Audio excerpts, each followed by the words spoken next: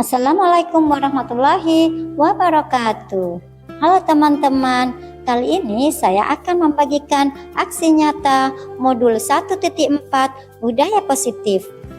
Saya Nurmala Ofadia, calon guru penggerak angkatan 11 dari Pangkep.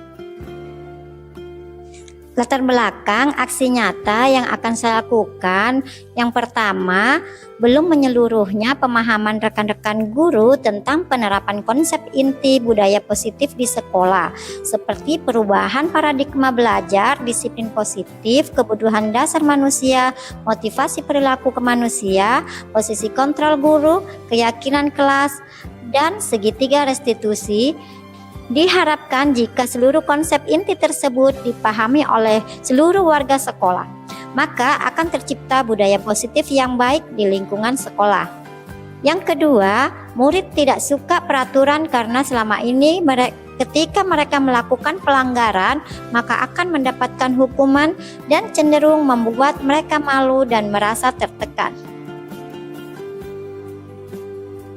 Selanjutnya, tujuan aksi nyata yang pertama, menumbuhkan budaya positif di sekolah dengan meyakini nilai-nilai kebajikan universal serta meningkatkan pengetahuan dan pemahaman tentang budaya positif.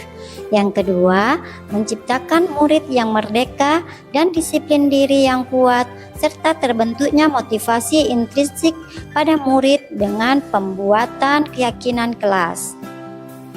Kemudian tolak ukur yang pertama, terlaksananya diseminasi konsep inti budaya positif di sekolah. Yang kedua, terbentuknya keyakinan kelas melalui kegiatan kesepakatan kelas yang dilaksanakan bersama wali kelas atau guru dan murid. Yang ketiga, murid mampu menerapkan dan menjalankan keyakinan kelas yang sudah dibuat dan disepakati. Yang keempat, terlaksananya penyelesaian masalah murid menggunakan penerapan segitiga restitusi. Kemudian dukungan yang pertama dari kepala sekolah, rekan-rekan guru, wali kelas, murid, guru BK, sarana prasarana yang dibutuhkan dalam membuat diseminasi penerapan budaya positif, keyakinan kelas, dan segitiga restitusi. Berikut ini merupakan kegiatan diseminasi di sekolah mengenai pemahaman dan pengalaman penerapan budaya positif. Bismillahirrahmanirrahim. Assalamualaikum warahmatullahi wabarakatuh.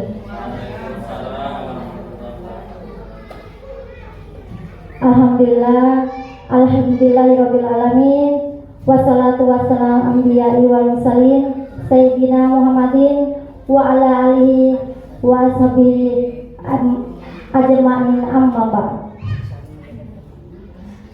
Yang terhormat kepada Ibu Kepala Sekolah SD Semen Tanah 2, yang saya hormati Bapak Ibu Dewan Guru beserta staf TU SD Semen Tanah 2, saya ucapkan terima kasih kepada Bapak Ibu semua yang telah berkenan hadir dalam kegiatan diseminasi penyebaran pemahaman dan penerapan pengalaman budaya positif sebagai salah satu pemenuhan tugas dalam pendidikan guru penggerak dalam modul 1.4 bersama saya Nurmala Ofadia, calon guru penggerak angkatan 11 dari SD Semen Tanah 2, Kabupaten Pangkep. Sebelum kita mulai pemaparan pada materi hari ini, marilah kita bersama-sama untuk mengucapkan bacaan basmalah. Bismillahirrahmanirrahim. Baik Bapak Ibu sekalian, sebelumnya saya ingin melihat apakah Bapak Ibu masih semangat ini di siang hari ini? Semangat ya, semangat. Nah, kalau saya mengatakan SD Semen Tanah 2, bilang luar biasa. Saya SD Semen Tanah 2, luar biasa. Ya, sekali lagi SD Semen Tanah 2, luar biasa. Baik, terima kasih untuk kita semua. Baik, Bapak Ibu, pada kesempatan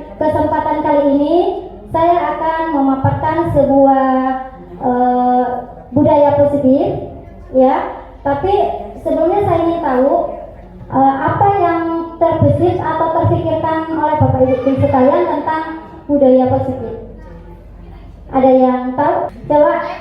Ya. Budaya positif itu adalah sebuah kebiasaan yang baik. Contohnya memberi salam pada saat masuk kelas, contoh dalam pembelajaran. Ya, terima kasih di atas partisipasinya. Ada yang lain? Saya Bu, Ya. misalnya anak-anak setelah menggunakan alat tulisnya atau misalnya pensil, bukunya, setelah digunakan dikembalikan ke tempatnya. Iya, terima kasih semua atas jawabannya. Semua itu benar. Budaya positif itu sesuatu yang dilakukan yang baik-baik, misalnya, jadi yang baik-baik. Saya lagi Bu, Baik. sebelum belajar kita harus berdoa Bu. Iya, berdoa. Bagus ya. Berdoa. Baiklah.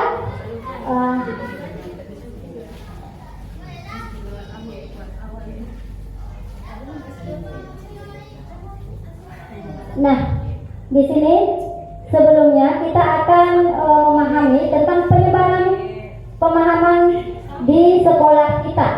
Nah, semua itu kita biasa lakukan Bapak Ibu.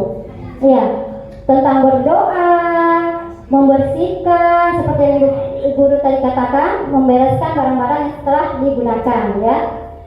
Baiklah, apa sih budaya positif itu? Budaya positif merupakan perwujudan dari nilai-nilai atau keyakinan universal yang diterapkan di sekolah.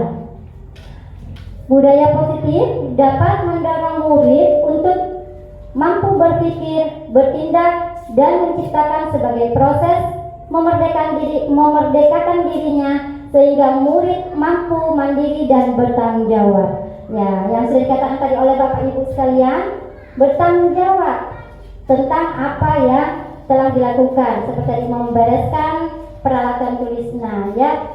Nah, selain itu, di sini bisa kita lihat konsep inti budaya positif terdiri dari beberapa bagian, yaitu ada 7. Yang pertama, perubahan paradigma belajar.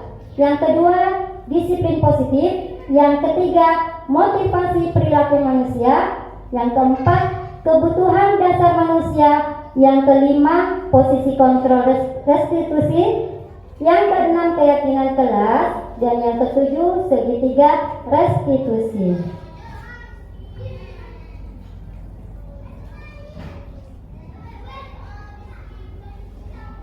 Nah, kita akan bahas satu persatu ya.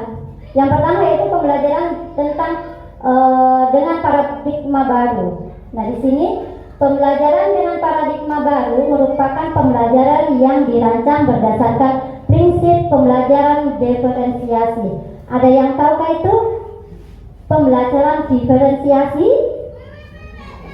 Biasa kita terjadi di sekolah pembelajaran yang berpusat pada guru, pembelajaran yang berpusat pada anak. Siapa yang biasa melakukan berpusat pada guru? Ya, iya ceramah. Ya pintar.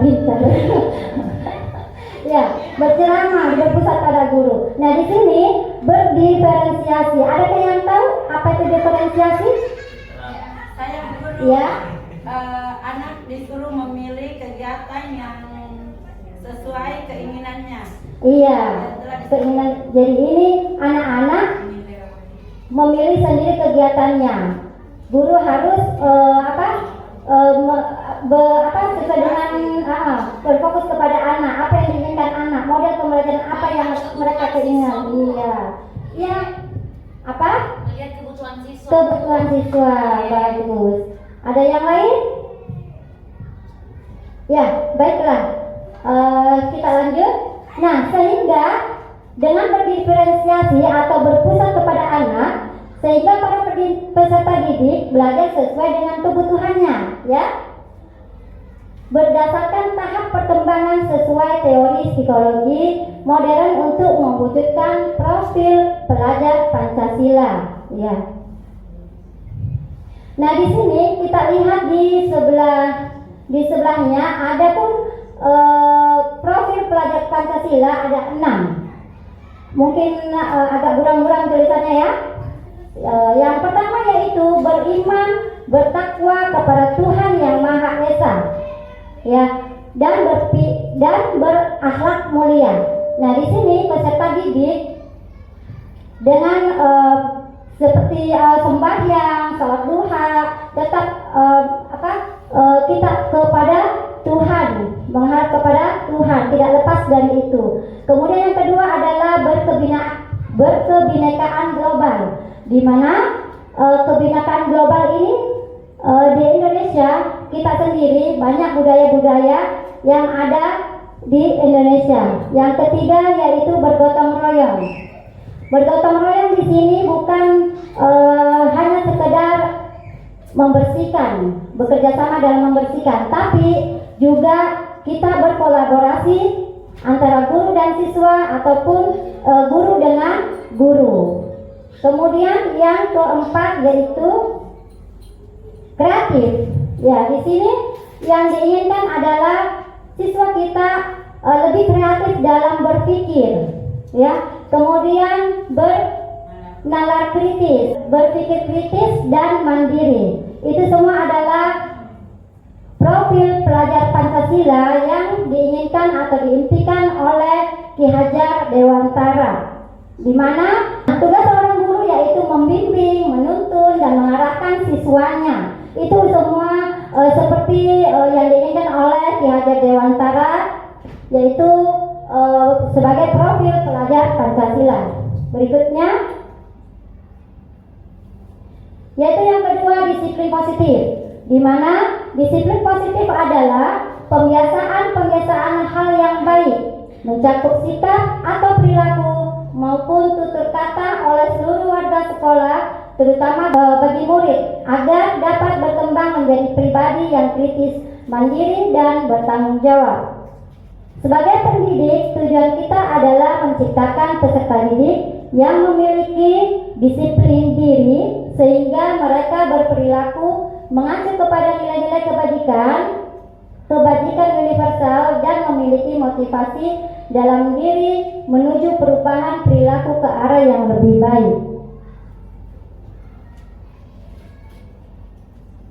Nah, kita bisa tahu bahwa disiplin positif tadi itu bisa diterapkan di sekolah kita yang tercinta ini dengan pembiasaan-pembiasaan baik, seperti sebelum belajar kita berdoa. Setelah itu kita bisa menghormati teman sesama meskipun baik, beda agama dan ras. Baiklah, berikutnya motivasi perilaku manusia, di mana yang pertama yaitu menghindari ketidaknyamanan atau hukuman. Nah, di sini biasa terjadi. Contohnya ada siswa karena tidak mau dimarahi, akhirnya dia melakukan, bukan dari diri sendiri, bukan dari hati atau dari pribadinya atau dari dalam intrinsiknya. Karena takut dimarahi, akhirnya dia misalnya menyapu atau datang terlambat. Ada biasa anak mengatakan bahwa, "Mama, cepat, saya mau cepat pergi karena aku takut dihukum." Nah, itu bukan dari dirinya sendiri, tapi karena dia ada ketidaknyamanan, dia menghindari ketidaknyamanan atau takut dihukum. Ya. Kemudian yang kedua, untuk mendapatkan imbalan atau penghargaan dari orang lain. Ini juga biasa terjadi. Ada siswa yang bekerja karena contohnya dia pura-pura menyapu atau memang betul-betul menyapu. Dia betul-betul menyapu karena ada guru. Biasanya gurunya memberikan hadiah. Ya, sudah bersih, akhirnya diberi motivasi hadiah. Padahal ini menurut saya ini kurang bagus. Kenapa? Karena dia tidak dari dirinya sendiri. Itu hanya dalam jangka waktu yang pendek. Nanti kalau nggak ada gurunya dia nggak akan melakukan karena tidak dapat hadiah, begitu. Kemudian yang ketiga, untuk menjadi orang yang mereka inginkan dan menghargai diri sendiri dengan nilai-nilai yang mereka percaya. Di mana yang poin ketiga ini, dari diri sendiri, meskipun tidak ada orang melihat, dia tetap tergerak karena nilai-nilai yang mereka percaya. Contohnya, datang tepat waktu. Aku mau cepat pergi karena saya merasa bertanggung jawab, tanggung jawab saya ke sekolah. Datang tepat waktu sebelum ada siswa. Saya ingin menjadi contoh buat mereka, bukan karena takut dihukum, bukan karena ingin dapat imbalan atau penghargaan, tapi karena diri kita sendiri dari dalam intrinsik, ya. Kemudian hukuman yang tadi, ya, tidak terencana atau tiba-tiba. Ada biasa guru datang anaknya terlambat. Kamu siram bunga terlambat, siapa suruh terlambat? Kamu lap ini kacanya kotor, siapa suruh kamu tidak kerja PR? Biasa kan begitu terjadi, ya. Ya, tiba-tiba langsung menghukum. Jadi itu anak-anak kayak juga bagaimana ya perasaannya gitu. Murid tidak tahu apa yang akan terjadi. Besok lusa dia datang terlambat, tapi hukumannya lain lagi. Berikutnya juga begitu. Dia tidak kerja PR, hukumannya lain lagi. Dia tidak tahu apa sih nanti hukumanku kalau saya tidak kerja PR gitu.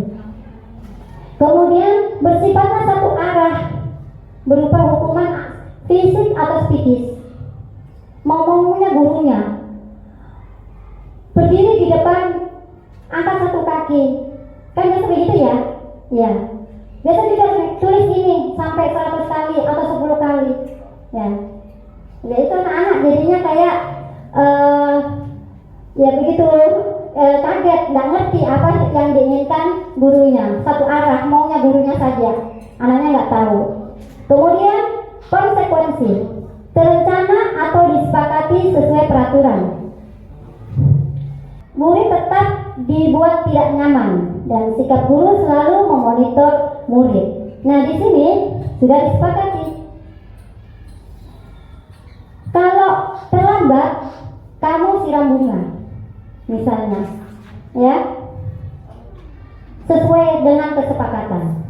Tapi murid tidak nyaman, nggak senang, dia nggak suka dengan hukuman-hukuman yang sudah disepakati.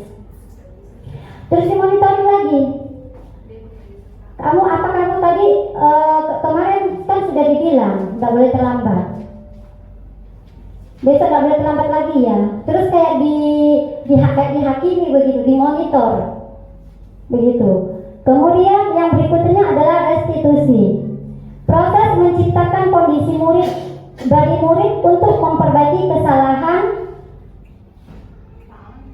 Proses kolaboratif yang mengajarkan murid mencari diri untuk solusi. Nah, gunanya adalah menciptakan kondisi murid untuk memperbaiki kesalahan. Kita bertanya, kalau ada siswa yang terlambat, kita tanyakan dulu, mengapa terlambat?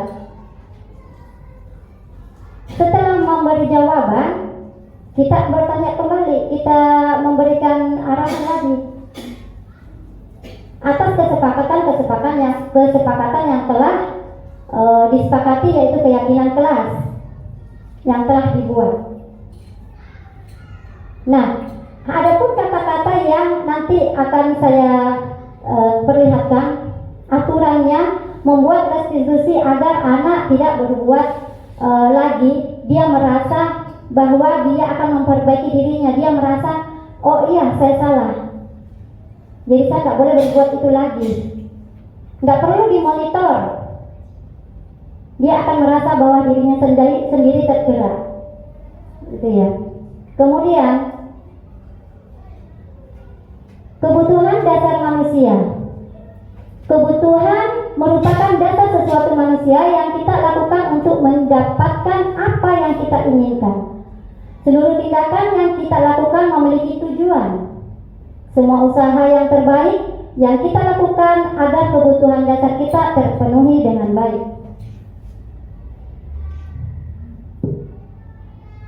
Nah, ini ada beberapa kebutuhan dasar manusia. Yang pertama adalah bertahan hidup.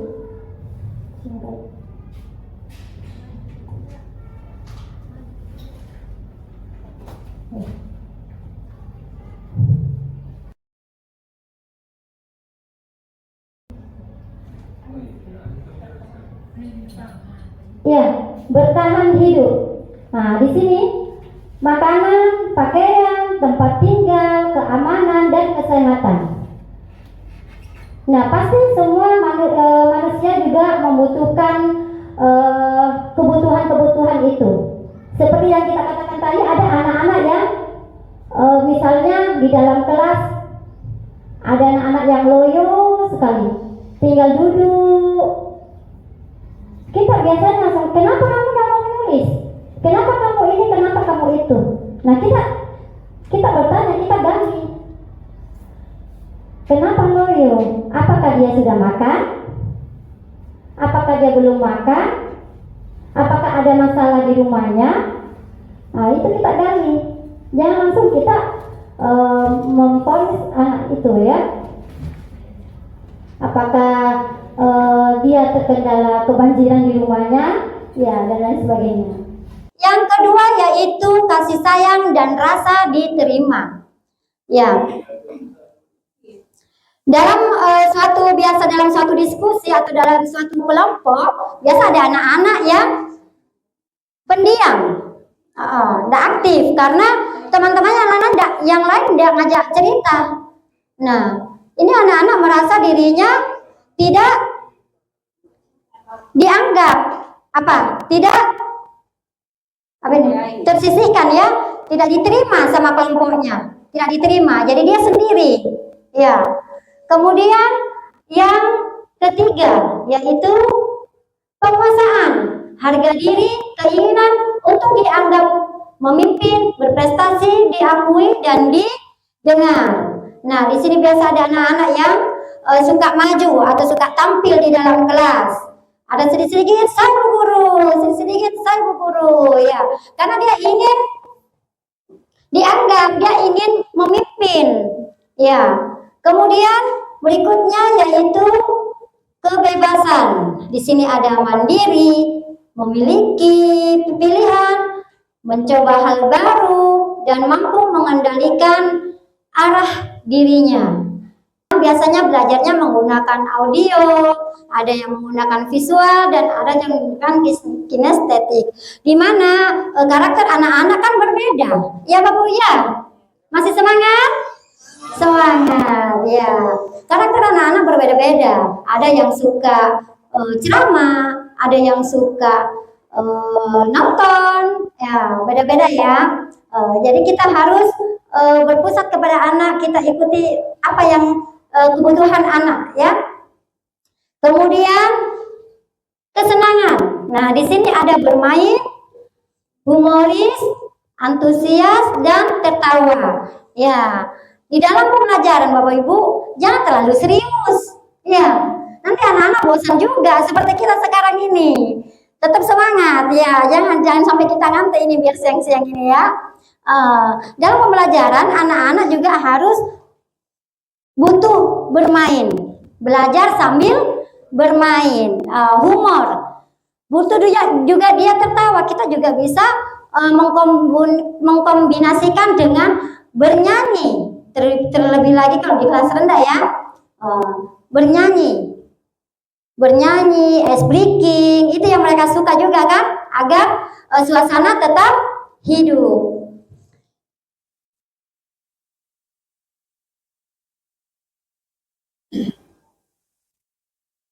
Berikutnya yaitu posisi kontrol restitusi. Di sini ada 5, yaitu ada penghukum, pembuat merasa bersalah, teman, pemantau, dan manajer.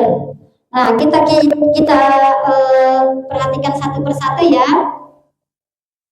Penghukum ini adalah contoh kasus si Adi yang terlambat hadir di sekolah. Ya. Kalau penghukum ini nada suara tinggi, bahasa tubuh, mata melotot, dan jari menunjuk sambil menghardik. Mata melotot. Nah, itu namanya menghukum. Ya, contohnya menghukum. Apa hasilnya kalau kita menghukum anak-anak? Apa yang akibatnya itu? Kemungkinan murid akan marah, dendam, atau bersifat agresif. Bisa jadi sesudah kembali duduk, murid tersebut akan mencoret-coret bukunya atau meja tulisnya. Lebih buruk lagi kalau pulang sekolah, murid tersebut melihat motor atau mobil bapak ibu guru akan digores-gores pakai paku. Kita nggak dendam karena dihukum. Ya. Kemudian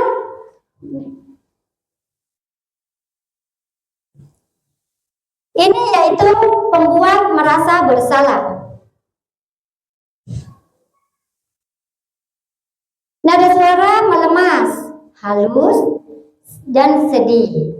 Bahasa tubuh merapat pada anak yang lesu. Adik, kamu ini bagaimana ya? Kamu sudah berjanji dengan ibu, tidak akan lagi terlambat lagi. Kamu kenapa ya senang sekali mengecewakan ibu? Ibu benar-benar kecewa sama kamu. Nah, hasilnya apa?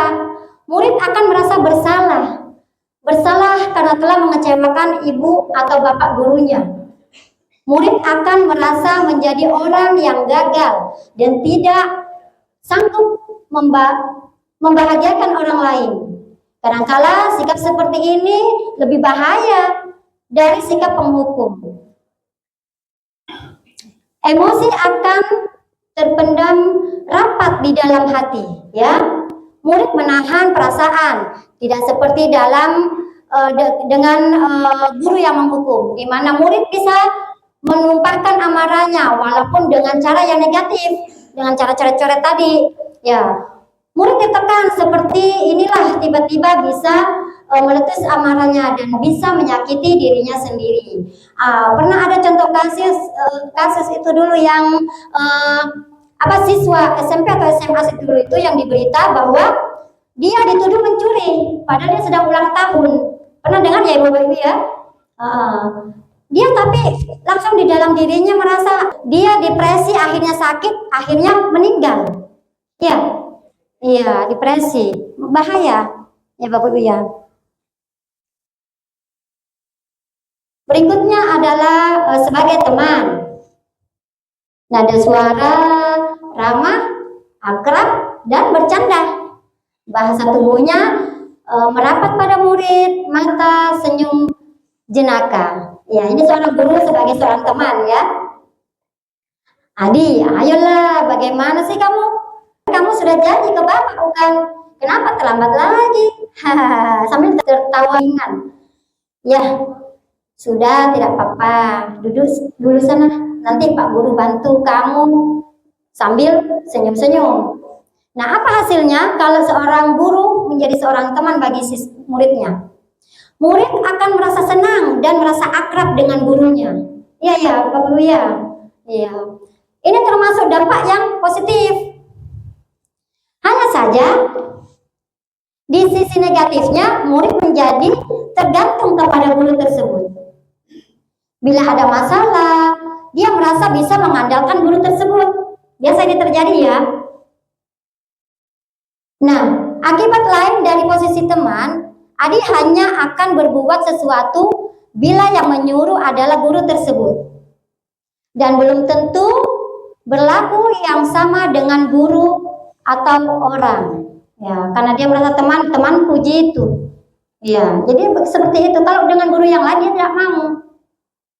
Begitu. Oke, berikutnya. Nah, ini sebagai pemantau. Nada suaranya datar. Bahasa tubuh yang formal. Ini ada percakapan antara guru dan Adi. Adi, tahukah kamu jam berapa kita mulai? Tahu Pak, kamu terlambat 15 menit. Apakah kamu sudah mengerti konsekuensi yang harus dilakukan bila terlambat? Paham Pak, saya harus tinggal kelas pada jam istirahat nanti. dan mengerjakan tugas ketertinggalan saya. Ya, benar, An. Nanti pada saat jam istirahat, kamu harus tinggal di kelas untuk menyelesaikan tugas yang tertinggal tadi. Saya tunggu ya. Biasanya bahwa iya. Biasa sering itu terjadi ya.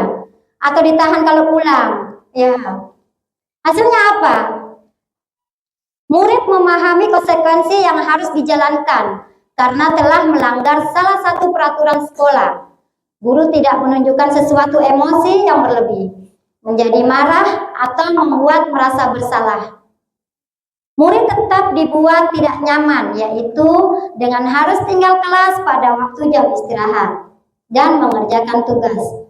Guru tetap harus memantau murid pada saat mengerjakan tugas di jam istirahat, karena murid tidak bisa ditinggal seorang diri. Ini dipantau terus. Sudah selesai? Biasakan begitu. Mana lagi? Belum selesai, lanjutkan. Itu adalah konsekuensinya. Itu yang dimaksud Bapak Ibu. Berikutnya adalah sebagai manajer.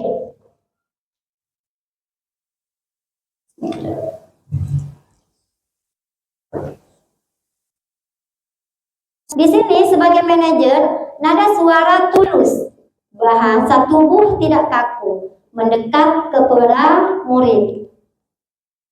Gurunya berkata, "Adi, apakah kamu mengetahui jam berapa sekolah dimulai?"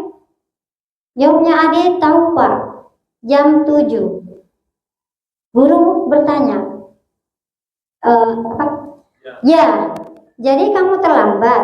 Kira-kira bagaimana kamu akan memperbaiki masalah ini?" Adi menjawab, "Saya bisa menanyakan teman saya Pak, untuk mengejar tugas-tugas yang tertinggal." Guru menjawab, "Baik, itu bisa dilakukan. Apakah besok kamu akan ada masalah untuk kamu agar bisa hadir tepat waktu ke sekolah?" "Tidak Pak, saya bisa hadir tepat waktu."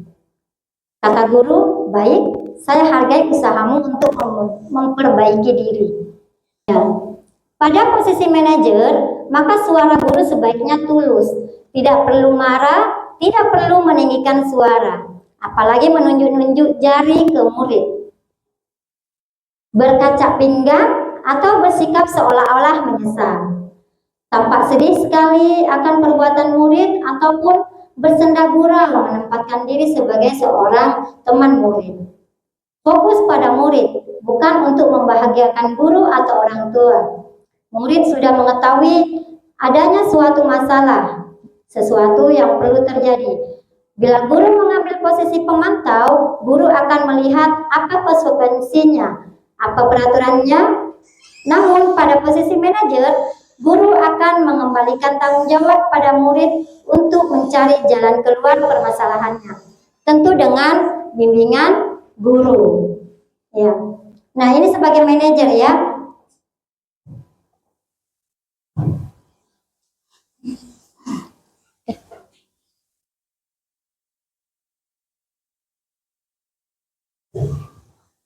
Ini ada, kita lanjut Bapak Ibu. Contoh penerapan 5 posisi kontrol guru. Nih, kasus murid tidak mengerjakan tugas yang diberikan guru. Nah, ini contoh. Kalau pembuku berdiri. Nah, Bapak Ibu, ini ada contoh keyakinan kelas. Berdiri dengan kaki sebelah, satu kaki, ya. Kemudian pembuat merasa bersalah. Kalimat-kalimatnya ini yang bagus ya. Kesekian kali ibu sudah mengingatkan, kamu senang ya melihat ibu terus-terusan bertindak seperti ini. Ini jadi anak-anaknya ini sedih dengan kata-katanya, aku berbuat lagi. Berbuat lagi membuat guru sedih, mengecewakan gurunya. Kemudian ini sebagai teman. Jadi kalimat atau kasus yang tadi, ayo dong kamu kerjakan tugasnya, nanti kalau sudah selesai kita main games. Ini teman. Sedangkan pemantau, kamu melakukan kesalahan sudah dan sudah mengetahui konsekuensinya. Sekarang selesaikan dan segera kumpulkan. Dipantau. Kemudian sebagai manajer, apakah kamu tahu kesalahanmu? Keyakinan sekolah apa yang kamu langgar? Dan apa yang akan kamu lakukan untuk menyelesaikannya? Ini sebagai manajer yang akan dilakukan dengan menggunakan restitusi. Nah, sekarang saya mau tanya sama Bapak Ibu dulu. Posisi kontrol apakah aku? Saya kecewa sekali dengan kamu. Ya, membuat merasa bersalah. Kita lihat. Ya, benar sekali. Oke, berikutnya. Nah, posisi kontrol apakah aku? Kamu tidak pernah benar melakukannya. Sekarang keliling lapangan 3 kali. Ada yang tahu? Apa? Penghukum. Coba kita lihat. Ya, benar. Ya. Nah, berikutnya lagi. Kira-kira bagaimana kamu akan memperbaiki masalah ini? Posisi kontrol apakah aku? Kita lihat lagi. Ya, betul, manajer. Ya. Jadi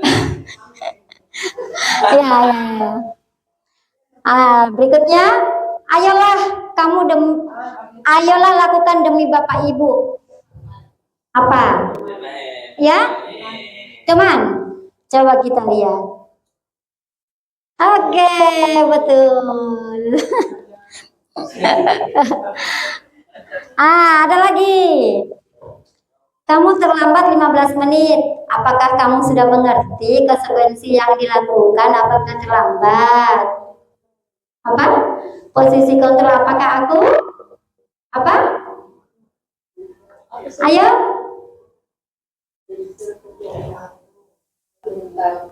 Iya, pemantau.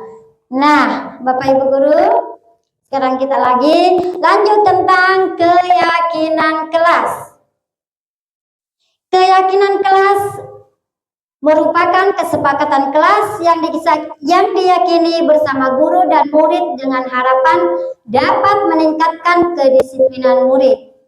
Nah, ini keyakinan kelas hampir sama dengan peraturan kelas, ya. Cuma bedanya kalau peraturan kelas, peraturan sekolah itu biasa dilakukan guru sendiri tanpa siswa. Kalau keyakinan kelas dibuat oleh wali kelas bersama murid.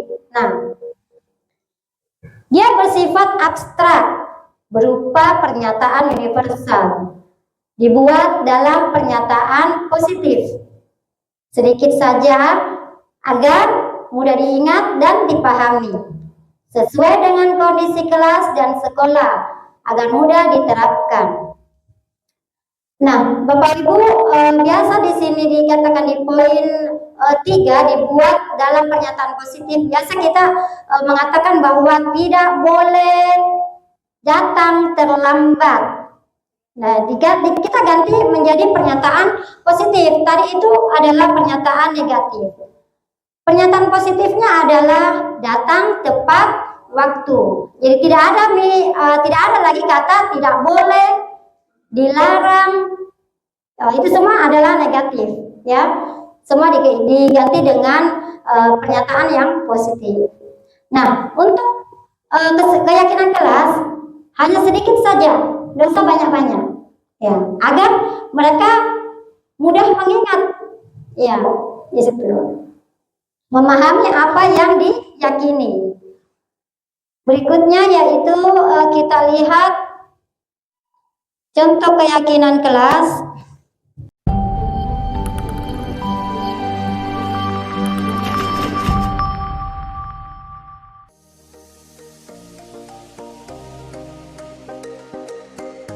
Bismillahirrahmanirrahim. Assalamualaikum warahmatullahi wabarakatuh.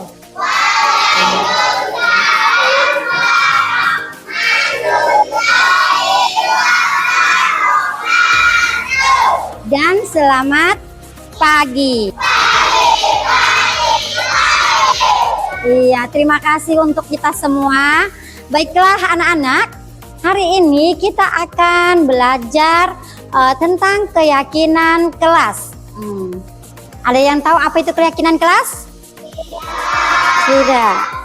Ya, baiklah. Ibu guru akan menjelaskan sedikit tentang apa sih itu keyakinan kelas. Nah, keyakinan kelas sama dengan tata tertib, sama dengan peraturan. Kalian tahu peraturan? Iya, tahu, pintar. Peraturan, tapi kita di sini akan membuat keyakinan kelas di mana kita rubah dari peraturan menjadi suatu keyakinan. Kenapa? Ada yang tahu kenapa? Tidak, karena dengan keyakinan kalian akan meyakini dalam diri kalian bahwa kalian akan merasa bertanggung jawab untuk melakukannya. Perbedaan keyakinan kelas dengan peraturan yaitu kalau peraturan disepakati, dilakukan atau dibuat oleh sekolah atau guru. Sedangkan keyakinan kelas dibuat oleh guru yang ada di dalam kelas dan juga oleh siswa. Iya, kalian semua. Contohnya adalah masuk tepat waktu. Ada lagi? Ya, apa? Siapa yang tahu? Apa? Pintar, tidak terlambat ke sekolah.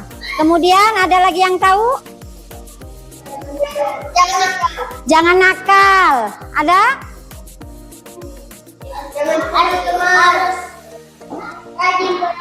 Pintar, harus rajin belajar. Rajin menulis. Apa lagi? Apa? Rajin ke sekolah. Ada yang lain lagi? Kerjakan PR, pintar. Ada lagi? Hah? Nggak boleh berkelahi, pintar. Iya. Nah, oke, terima kasih. Tepuk tangan untuk kita semua. Nah, tadi ada yang bilang tidak boleh berkelahi, tidak boleh datang terlambat. Betul sekali. Nah, tapi ada kata tidak boleh. Ada kata tadi tidak boleh. Iya. Kita merubah menjadi kalimat yang positif. Contohnya bagaimana? Ada tadi yang mengatakan tidak boleh berkelahi. Ada kata tidak boleh. Itu negatif. Sekarang kita ubah menjadi kalimat positif, yaitu menghargai teman, pintar ya. Tidak boleh datang terlambat, kata Jorel. Kita merubah menjadi kalimat positif. Ada yang tahu? Yaitu datang tepat. Ya. Jadi hilang nih. Kata tidak bolehnya hilang. Iya. Iya. Sebentar kalian tuliskan. Sebentar kalian tuliskan keyakinan kelas, satu orang satu saja. Satu orang satu saja. Nanti kalian tempel ke di situ dinding keyakinan kelas. Ibu guru sudah siapkan. Nah, ibu guru akan membagikan sticky note ini. Ya, kalian tuliskan di sini. Terus kemudian kalian tempel, oke?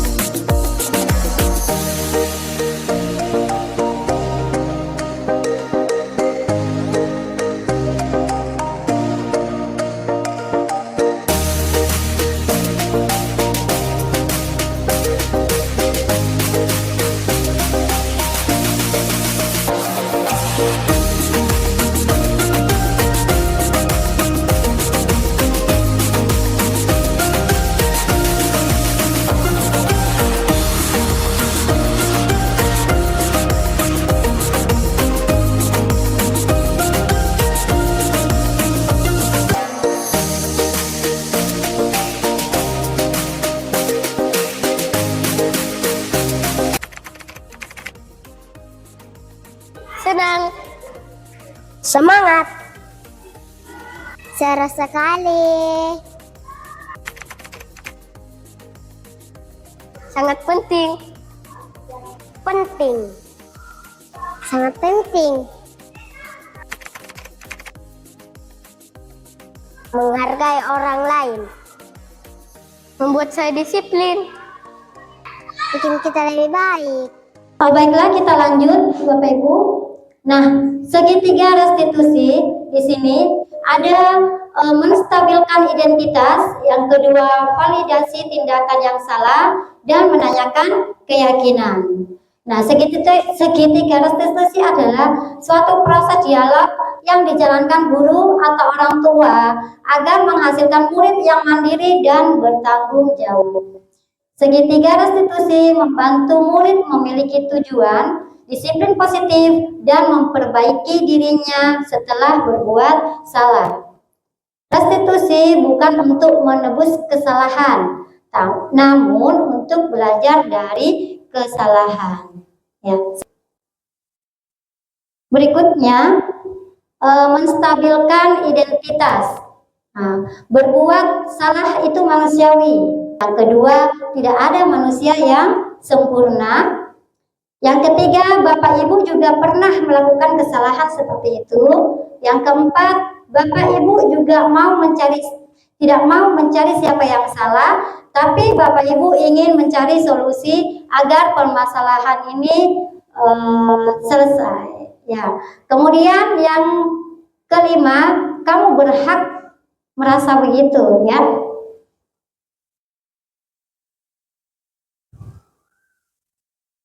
Nah, ini untuk kata-kata yang biasa dilakukan untuk memvalidasi tindakan yang salah. Ya, kalimatnya adalah, kamu pasti punya alasan mengapa kamu melakukan hal itu. Yang kedua, padahal kamu bisa melakukan hal yang lebih baik dari ini, ya. Yang ketiga, kamu patut bangga pada dirimu sendiri karena kamu telah melindungi sesuatu yang penting bagi kamu. Itu kata-kata menstabilitasi tindakan yang salah. Berikutnya yaitu menanyakan keyakinan. Yang pertama yaitu apa keyakinan kelas kita. Yang kedua, nilai-nilai apa yang kita telah sepakati bersama. Yang ketiga, seperti apa gambaran kelas yang ideal menurut kamu. Yang keempat, kamu mau jadi orang yang seperti apa. Berikutnya yaitu kita lihat, Bapak Ibu, baiklah sekarang kita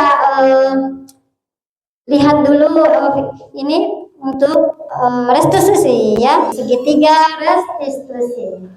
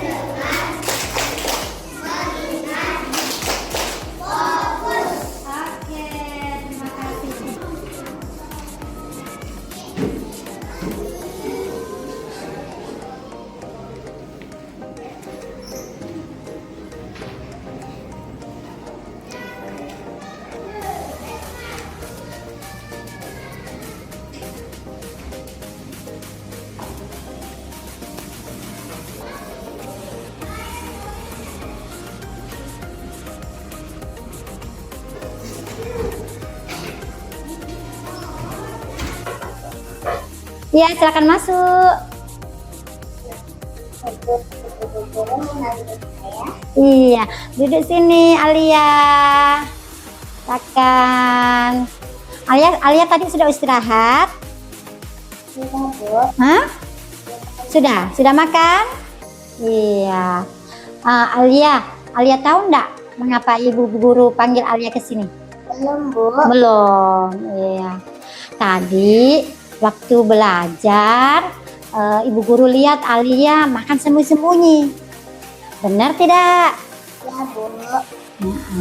Nah, kira-kira kalau makan di dalam kelas pada saat jam pelajaran, apa itu perbuatan salah apa tidak? Salah, Bu. Salah. Nah, Alia, makan itu adalah kebutuhan manusia. Ibu guru juga kalau lapar makan, pasti makan, ya. Tapi kita harus tahu kapan, di mana, dan waktu yang tepat untuk makan, ya. Ya, Alia ya. Nah, ibu guru mau tahu nih, kenapa Alia tadi makan di dalam kelas saat jam pelajaran?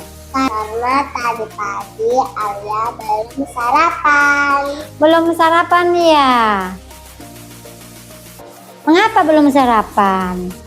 Karena takut terlambat ke sekolah. Oh, takut terlambat ya. Memangnya Alia bangunnya jam berapa?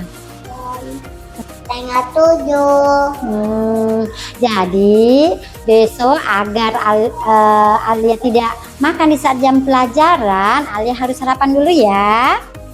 Nah, dengan cara bangun lebih awal, pintar. Alia masih ingat dengan keyakinan kelas di kelas kita? Iya, Bu. Apa saja coba? Berkata jujur, Hargai. menghargai teman, tidak makan di dalam kelas. Iya, tidak boleh makan di dalam kelas saat jam pelajaran. Jadi kalau Alia makan di dalam kelas saat jam pelajaran, apa itu sesuai dengan keyakinan kelas, Alia? Tidak, Bu. Tidak. Nah, di sini Bu Guru tidak akan menghakimi Alia, tidak akan menyalahkan Alia. Tapi Ibu Guru akan mencarikan Alia solusinya ya, agar tidak makan lagi di dalam kelas ya. Nah, apa yang harus Alia perbaiki agar Alia tidak lagi makan di dalam kelas? Sarapan pagi. Selain sarapan pagi, apa lagi? Bangun terlebih awal agar tidak terlambat ke sekolah. Oke. Nah, kapan Alia akan memulai tidak makan di dalam kelas lagi? Bisa. Besok. Bisa ya? Betul? Iya. Alia Ibu hanya ingin Alia menjadi anak yang taat peraturan, yang pintar, dan anak yang bertanggung jawab. Ya, Alia pasti bisa. Nah, bisa ya? Bisa. Oke, semangat. Oke, terima kasih Alia.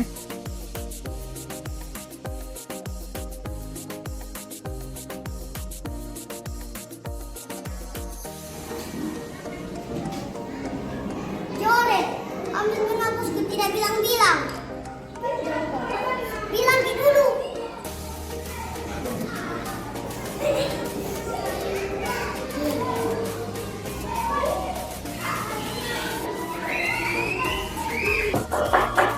Ya, silahkan masuk. Selamat siang, duduk Jorel. Jorel tahu nggak mengapa Ibu Guru panggil Jorel di sini? Tidak. Nah, tadi waktu belajar di kelas ada ribut-ribut. Apa benar Jorel mengambil penghapus teman tanpa minta izin? Iya. Kenapa? Kenapa Jorel mengambil penghapusnya si Arga tadi? Soalnya buru-buru sampai lupa bawa penghapus. Lupa. Oh iya, lupa ya. Nah, kira-kira kalau kita meminjam barang milik orang lain tanpa minta izin itu perbuatan salah apa tidak? Salah ya. Nah, setiap manusia itu pasti pernah berbuat salah, Jorel. Ibu Guru juga pernah berbuat salah. Iya. Nah, Ibu Guru mau tahu nih, kenapa Jorel pinjam penghapus tanpa minta izin tadi? Kenapa? Soalnya lupa bawa penghapus. Lupa. Oh, buru-buru. Jadi langsung mau menghapus ya. Nah, Kenapa buru-buru Jorel? Karena terlambat menulis. Aku tidak selesai. Oh, takut tidak selesai ya? Iya. Memangnya Jorel kalau menulis lambat ya? Oh iya. Jadi besok agar tidak pinjam lagi penghapus sama teman tanpa minta izin, Jorel harusnya membawa penghapus sendiri ke sekolah ya? Iya. Jorel masih ingat tak dengan keyakinan kelas kita? Iya. Iya. Coba apa saja? Tidak boleh berbohong. Minta izin. Nggak minta izin kalau Meminjam barang orang. barang orang ya, harus jujur ya. Iya. Ya. Iya, tidak boleh mengambil barang milik teman tanpa minta izin ya. Iya. Jadi kalau Jorel mengambil barang milik teman harus minta izin terlebih dahulu. Tidak boleh mengambil barang teman tanpa minta izin ya. Kalau Jorel mengambil barang teman tanpa minta izin, apakah itu sesuai dengan keyakinan kelas kita? Tidak. Nah, di sini ibu guru bukannya menghakimi Jorel atau menyalahkan Jorel, tapi ibu guru hanya ingin membantu untuk mencarikan solusi buat Jorel agar Jorel tidak lagi mengambil barang teman tanpa minta izin ya. Iya, senyum dulu. Nah, apa yang harus Jorel lakukan agar Jorel tidak lagi mengambil barang milik teman tanpa minta izin? Minta izin saat meminjam barang orang. Oh iya, minta izin dulu ya. Iya. Nah, selain minta izin, apa lagi? Apa yang harus Jorel lakukan? Menulis dengan hati-hati dan lebih teliti. Tidak main-main agar cepat selesai dan membawa penghapus dari rumah. Oh iya, pintar ya, menghapus dari rumah juga ya. Nah, kapan Jorel akan memulai untuk tidak melakukan mengambil barang teman tanpa minta izin? Ayo. Oh, besok bisa ya? Bisa. Oke, semangat. Jorel, Bu Guru hanya Jorel ingin menjadi anak yang lebih taat peraturan dan juga bertanggung jawab ya. Supaya Jorel juga menjadi anak yang pintar dan Jorel pasti bisa. Oke? Iya, bisa ya. Mulai besok ya. Oke, semangat. Terima kasih Jorel. Nama saya Anja. Saya senang sekali karena Bu Malam memberikan aku. Halo, nama saya Jorel. Kami berterima kasih kepada Ibu Guru Malam karena sudah membantuku belajar dan memberikan solusi. Terima kasih.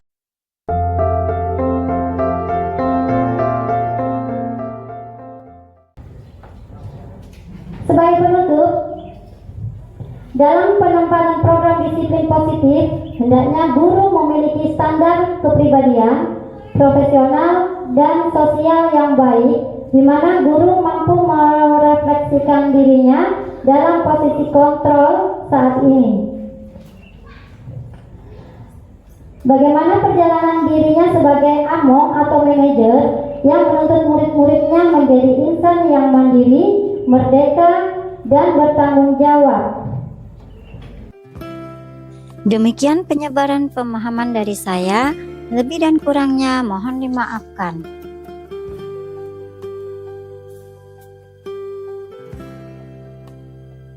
Refleksi. Pelaksanaan diseminasi penyebaran penerapan pemahaman budaya positif kepada rekan guru saya dilaksanakan pada Kamis 22 Agustus tahun 2024 bertempat di SDS Semen Tonasa 2, Pangkep. Pembuatan keyakinan kelas bersama murid kelas 2 saya laksanakan pada hari Selasa 20 Agustus 2024. Murid sangat antusias dalam membuat keyakinan kelas. Perasaan saya setelah melaksanakan aksi nyata ini, saya menjadi sangat bersemangat dalam melakukan perubahan ke arah yang lebih baik, terutama dalam penerapan konsep inti budaya positif di sekolah. Rencana perbaikan saya ke depan, yang pertama, selalu melakukan evaluasi secara berkala, kemudian terus meningkatkan koordinasi dengan semua pihak lingkungan sekolah, terus meningkatkan ilmu pengetahuan dan pengalaman terkait budaya positif, berupaya meminimalisir kekurangan-kekurangan yang ada, dan selalu menganalisis kebermanfaatan hasil diseminasi tersebut terhadap murid dan lingkungan belajar. Nah, demikian video aksi nyata modul 1.4 budaya positif. Semoga bermanfaat. Terima kasih.